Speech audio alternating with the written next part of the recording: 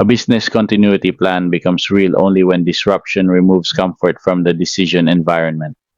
During normal planning, leaders can review options, test assumptions, and refine documents. During disruption, leaders work with incomplete information, constrained resources, and limited time. This module is about that live execution environment. The core point is simple. Value is not created by owning a plan. Value is created when authorized leaders use the plan to protect people, make activation decisions, establish command, prioritize critical activities, control workarounds, communicate consistently, recover in sequence, return safely, and preserve evidence. The management outcome is a life-safe, controlled, prioritized, documented, and coordinated response during actual disruption. This module focuses on live execution during an actual disruption. Testing and exercise methodology are addressed separately. The practical question for every executive and crisis team is, what happens during an actual disruption? From first signal to controlled stand down. The corrected execution path begins with the first signal of disruption. From there, the organization must interface with life safety, complete an initial assessment, decide whether to activate or escalate, establish command, issue the first situation report, set operating objectives, allocate priorities and resources, authorize controlled workarounds, execute recovery, monitor and reconcile progress, return to normal or stable alternate operation, formally stand down, and hand over remaining obligations. One control runs across the entire path, continuous communication and stakeholder coordination. Communication is not a late-stage task. It begins as soon as assessment starts, continues through activation and command, supports recovery execution, informs return to normal decisions, and remains active through stand down and handover. The sequence matters because errors compound under pressure. If command is late, priorities drift. If communication is inconsistent, different teams act on different realities. If stand down occurs before return is controlled, obligations remain unresolved. The purpose of this sequence is to convert disruption into a disciplined operating rhythm. The path should also be understood as iterative. Assessment may be updated, activation level may change, command may escalate, objectives may be revised, and priorities may be rebalanced as new facts appear. However, that iteration must remain controlled. The sequence provides the minimum discipline so the organization can move quickly without losing traceability and accountability. The first execution rule is life safety first. Business continuity never outranks immediate protection of life, health, security, or physical safety. If people may be exposed to harm, the emergency response plan or equivalent life safety process takes priority. Continuity action begins only when it is safe enough to coordinate, or when continuity decisions are required to support safe operations. A BCP must not push people back into unsafe areas, force manual work under hazardous conditions, or prioritize service restoration over immediate protection. This boundary is important because disruption can create pressure to restart operations quickly. Leaders may feel compelled to restore output, serve customers, or protect revenue. Those outcomes matter but not ahead of life safety. The BCP must therefore interface with the emergency, safety, security, IT, facility, and crisis structures without replacing them. A common execution mistake is treating life safety as secondary to continuity. That mistake must be actively prevented. Continuity execution starts with a safe operating boundary, not with a recovery target. This is also why continuity leaders must avoid creating conflict between emergency response and business recovery. If the situation remains unsafe, continuity leaders should support the life safety process by protecting records, coordinating information, identifying critical dependencies, and preparing recovery options. They should not direct operational restart until the safety interface allows it. Activation is not a single yes or no decision. The baseline separates three decisions that must remain distinct. The first decision is whether to monitor, take no activation, or use partial activation. This applies when the disruption is emerging, localized, uncertain, or limited enough that full activation may not yet be required. The second decision is full BCP activation. This applies when disruption affects critical activities, shared dependencies, minimum capacity, multiple teams, or protected outcomes in a way that requires coordinated recovery. The third decision is crisis escalation and slash or specialist plan activation. This may involve crisis management, IT disaster recovery, cyber response, legal compliance, HR, procurement, safety, or other specialist plans. Each decision should record authority, time, scope, operational basis, objectives, plans activated, and next review point. A common execution mistake is delaying activation while waiting for certainty. In disruption, waiting for perfect information can lose the operating window. The purpose of activation discipline is to act proportionately, document the basis, and adjust as facts improve. These decisions should be reviewed as the disruption develops. Partial activation can become full activation. Full activation can escalate to crisis command or specialist plan activation. Crisis escalation can later be reduced when conditions stabilize. The control point is not the label assigned at the start, but the authority, scope, basis, objective, and next review time documented for each decision. Once activation is decided, command must be established immediately. Execution fails when authority is unclear. The organization must confirm the continuity, commander or lead, first alternate, second alternate, functional leads, decision rights, financial authority, briefing cadence, scribe or decision log owner, communication lead, and interfaces with emergency response, IT disaster recovery, cyber response, legal and compliance, HR, procurement, safety, and crisis management. Succession is not optional. The disruption may affect the very people expected to lead the response.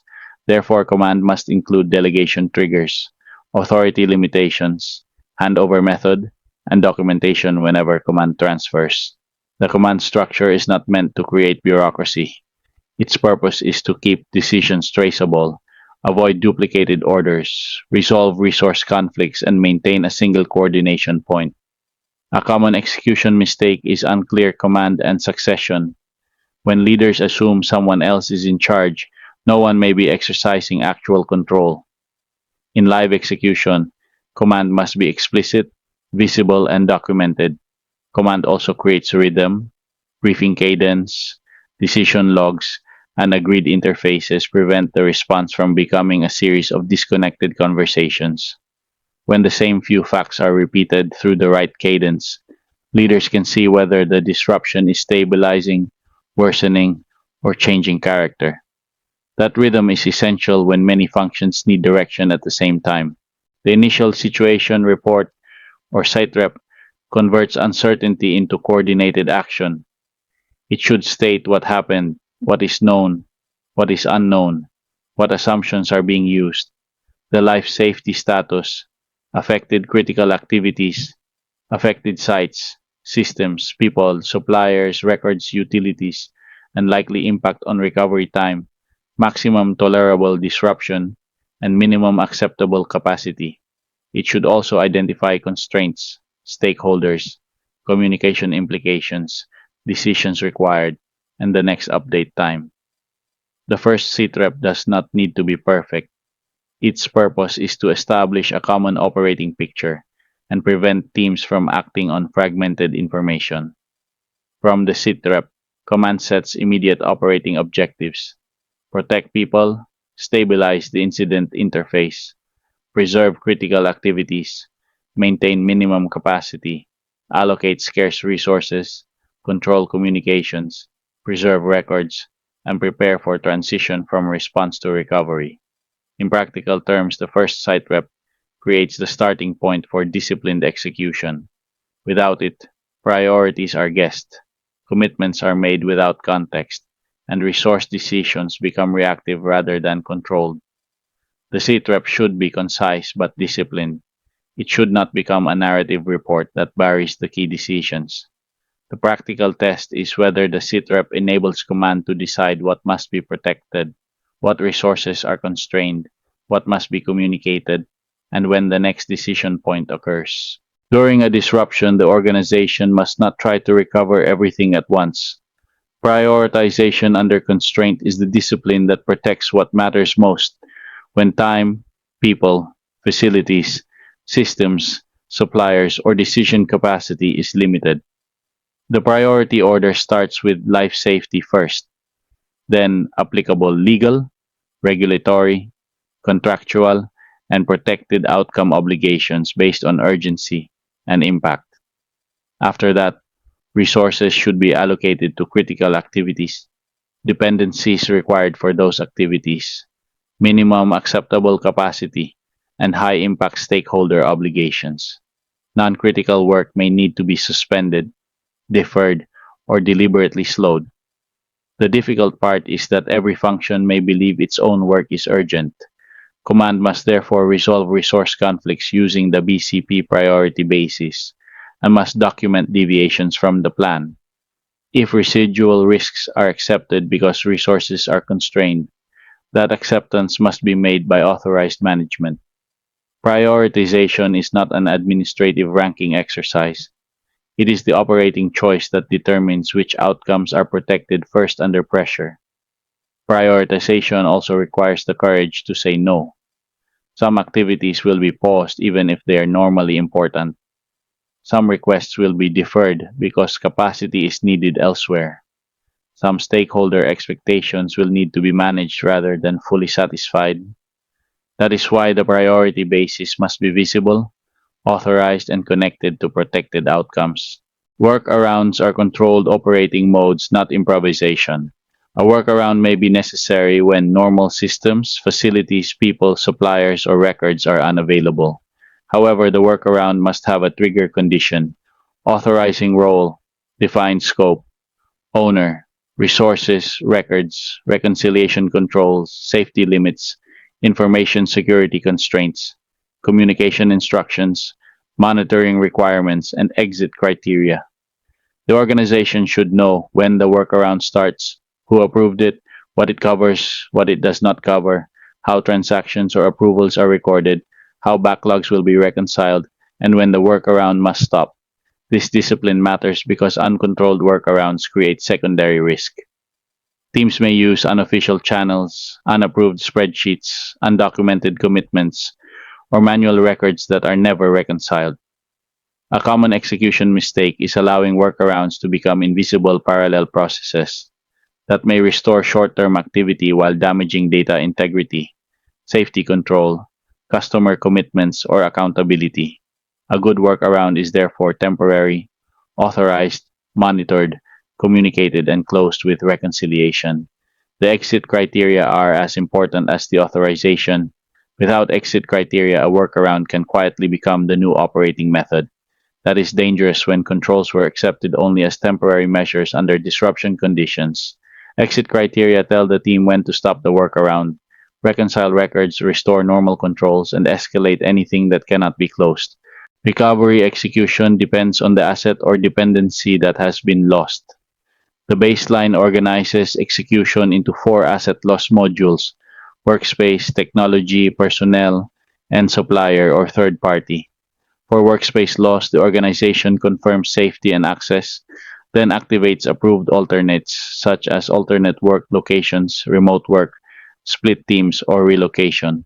For technology loss, execution interfaces with IT disaster recovery and, where relevant, cyber response, confirms affected systems, data, records, and assumptions, authorizes manual workarounds, and tracks backlogs and reconciliation.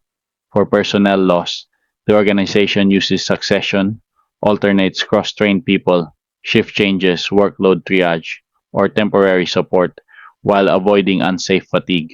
For supplier or third-party loss, execution may require replacement suppliers, alternative routing, stock buffers, service substitution, contract escalation, demand prioritization, and tracking of affected commitments. The point is not to memorize every possible loss scenario. The point is to use the correct execution module so that recovery actions fit the actual dependency lost. These modules may also overlap. A technology loss may create personnel workload issues. A supplier disruption may require manual records or alternate workspace arrangements. Command should therefore use the modules as execution lenses, not isolated boxes. The correct module helps identify the lead function, required interfaces, recovery actions, and control records. Communication must remain continuous and controlled throughout execution. The organization needs one source of truth, an approved message owner, internal instructions, leadership updates, customer or stakeholder updates, supplier coordination, notification interfaces where applicable, a crisis communication interface where needed, and records of what was communicated, when, by whom, and to whom. Communication should support assessment, activation, command, recovery, return, stand down, and handover. It should not wait until the organization thinks it has every answer. The message can acknowledge known information, state what is being assessed, explain immediate instructions, and identify when the next update will occur.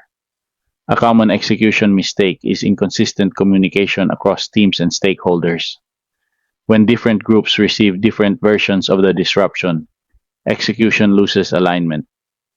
Internal teams may continue non-critical work. Suppliers may act on outdated instructions. Customers may receive conflicting expectations. And management may lose confidence in the response. Controlled communication provides coordination, not decoration. It is one of the core mechanisms by which command is exercised during disruption. Communication should also be disciplined in timing. Silence can create rumor, but premature certainty can create rework and loss of credibility. A controlled update can state what is confirmed, what is being assessed, what actions are required now, what should not be done, and when the next update will be issued. Recovery is not complete simply because activity has resumed. Recovery must be monitored, reconciled, and handed over without losing control. Monitoring should track critical activity status, recovery progress against recovery time, and minimum capacity expectations, resource constraints, workaround performance, personnel availability and fatigue, supplier performance, system restoration progress, exposed customer or stakeholder obligations, open risks, and pending communications. Handover controls are equally important, especially during long disruptions or shift changes. The handover should include the shift log, command transfer record, outstanding decisions, open assumptions, unresolved risks, pending communication commitments, manual records awaiting reconciliation, and unclosed resource requests. This avoids losing decisions and obligations between teams. Recovery monitoring is therefore the bridge between emergency action and controlled stabilization. It tells command whether the organization is actually recovering, merely appearing to recover, or accumulating future problems. The discipline is to keep control visible until critical activities, records, risks, commitments, and communications are stable enough for the next decision. Monitoring should not only measure progress, it should expose deterioration. A workaround that initially performs well may degrade as fatigue increases. A supplier that promises delivery may later miss its commitment. A recovered system may restore access but leave reconciliation work behind. Monitoring keeps those realities visible before they become secondary disruption. Return to normal or stable alternate operation must occur before formal stand down. The organization should confirm that critical activities are stable, required systems are restored, or an accepted alternate process is operating. Manual records are reconciled or controlled. Backlogs are assessed and prioritized. Stakeholders are informed as needed. Temporary access and emergency controls are reviewed. Safety and security controls are normalized. Residual risks are accepted by authorized management, and maintenance triggers are captured. This is a gate, not a feeling. People may want to declare recovery because visible operations have resumed, but unseen issues may remain in records, approvals, IT restoration, supplier commitments, customer obligations, or temporary controls. A common execution mistake is premature return before controls, records, risks, and backlogs are stabilized. Controlled return protects the organization from carrying hidden disruption forward into normal operations. It also prevents formal stand down from becoming a premature announcement rather than a controlled decision. Return is therefore a verified operating state, not a declaration of relief. Return to normal can also mean accepting a stable alternate operation when full normal operation is not yet practical. That acceptance must be deliberate. The organization should know which controls are restored, which controls remain temporary, what risks are accepted, what backlogs remain, and who owns completion after the response structure closes. Formal stand down is an authorized decision, not an assumption that the disruption has ended. Stand down occurs only after normal operation or stable alternate operation is confirmed, or after management accepts a longer term recovery mode. Command documents the stand down decision, communicates it to affected teams and stakeholders as needed, and hands over remaining obligations to the appropriate owners. The decision should make clear what is closed, what remains open, who owns remaining actions, and what records must be preserved. A common execution mistake is declaring stand down before controlled return or accepted stable alternate operation. That leaves unresolved obligations inside a response structure that has already been dismantled. The result can be missed communications, unreconciled records, unmanaged residual risks, or confusion over who now owns follow through. A disciplined stand down closes command only after command has confirmed that the operating state is stable enough to leave response mode. Stand down should reduce control only after control has been transferred, not abandoned. Stand down should therefore be treated as a management control. It reduces the response structure only after the organization has defined the stable operating state and transferred remaining work. This keeps closure from becoming cosmetic. The stand down message should leave no confusion about what is finished, what continues, and who owns the next actions. The final step is transition to maintenance, corrective action, and assurance ownership. This remains limited to handover, evidence preservation, corrective action ownership, management review, and improvement. It does not introduce exercise design, hot wash, after action methodology, diagnostic ratings, or validation methodology. The organization should preserve decisions, approvals, communications, manual records, reconciliations, assumptions, risk acceptances, command transfers, and handover records for insurance, legal audit, management review, and improvement needs. Remaining work should be assigned to owners for maintenance, corrective action, management review, and improvement. A common execution mistake is failure to preserve evidence.